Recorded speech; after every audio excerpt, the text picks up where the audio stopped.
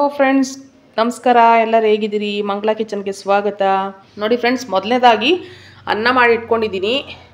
ಒಂದು 1/4 kg ಅಷ್ಟು ಅನ್ನ ಮಾಡಿ, ಇದಕ್ಕೆ ನಾನು ಗೋಡಂಬಿ, ಇಂಪಾರ್ಟೆಂಟಾಗಿ ಗೋಡಂಬಿ ಒಂದು 20 ಗೋಡಂಬಿ ತೊಗೊಂಡಿದ್ದೀನಿ. 1 ಸ್ಪೂನಷ್ಟು ಕಡಲೆಬೇಳೆ ತೊಗೊಂಡಿದ್ದೀನಿ, ಒಂದು ಅರ್ಧ ಸ್ಪೂನಷ್ಟು ಜೀರಿಗೆ, ಒಂದು 5-6 ಮೆಣಸಿನ್ಕಾಯಿ ತೊಗೊಂಡಿದ್ದೀನಿ, ಸೀಳಿ ಇಟ್ಕೊಂಡಿದ್ದೀನಿ, ಕರ್ಬೇವಿನ ಸೊಪ್ಪು ತೊಗೊಂಡಿದ್ದೀನಿ, ಕೊತ್ತಂಬರಿ ಸೊಪ್ಪು ತೊಗೊಂಡಿದ್ದೀನಿ ಫ್ರೆಂಡ್ಸ್.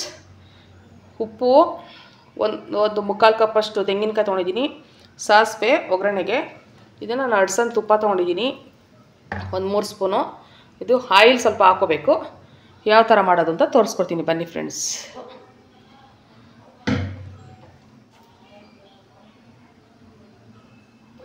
ಹಿಂಗೆ ತಿನ್ನಲ್ಲ ಅಂದವ್ರಿಗೆ ಈ ಥರ ಮಾಡಿಕೊಡಿ, ತುಂಬ ಇಷ್ಟಪಟ್ಟು ತಿಂತಾರೆ.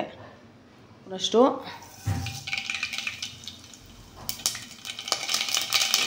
ನೋಡಿ ಫ್ರೆಂಡ್ಸ್, ಕಡಲೆಬೇಳೆನೂ ಜೀರಿಗೆ ಹಾಕ್ಕೊತಾ ಇದ್ದೀನಿ. ಚೆನ್ನಾಗಿ ತಿರ್ಸ್ಕೊಳ್ಳೋಣ. ಸ್ವಲ್ಪ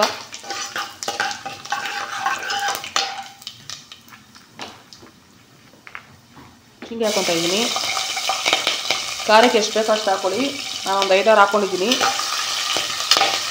ಇದಕ್ಕೆ ಫ್ರೆಂಡ್ಸ್ ಕರ್ಬೇವಿನ ಸೊಪ್ಪು ಹಾಕ್ಕೊತಾ ಇದ್ದೀನಿ. ಇದಕ್ಕೆ ದೂರದಿಂದ ಹಾಕ್ಕೊಳ್ಳಿ. ಸ್ಟವ್ ಸಣ್ಣ ಮಾಡ್ಕೊಬಿಡ್ಬೇಕು ಇಮಿಡಿಯೇಟ್ಲಿ. 3 ನಿಮಿಷಕ್ಕೆ ಮಾಡ್ಕೊಬೋದು ಫ್ರೆಂಡ್ಸ್. ಇದು ತುಂಬ ಚೆನ್ನಾಗಿರುತ್ತೆ.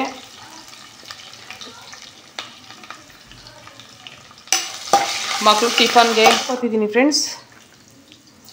ಉದುರುದಾಗಿ ಮಾಡ್ಕೋಬೇಕು ಅನ್ನ.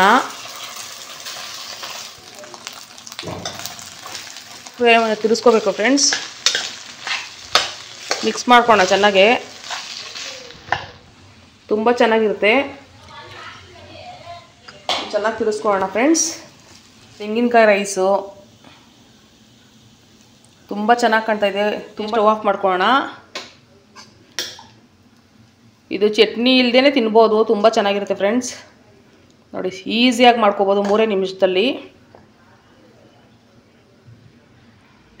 ನೋಡಿ, ಮಕ್ಕಳಿಗೆಲ್ಲ ತುಂಬ ಇಷ್ಟಪಡ್ತಾರೆ. ತೆಂಗಿನಕಾಯಿ ತಿಂದಿಲ್ದವ್ರಿಗೆಲ್ಲ ತುಂಬ ಇಷ್ಟಪಟ್ಟು ತಿಂತಾರೆ ಫ್ರೆಂಡ್ಸ್. ಮಾಡಿ ಒಮ್ಮೆ.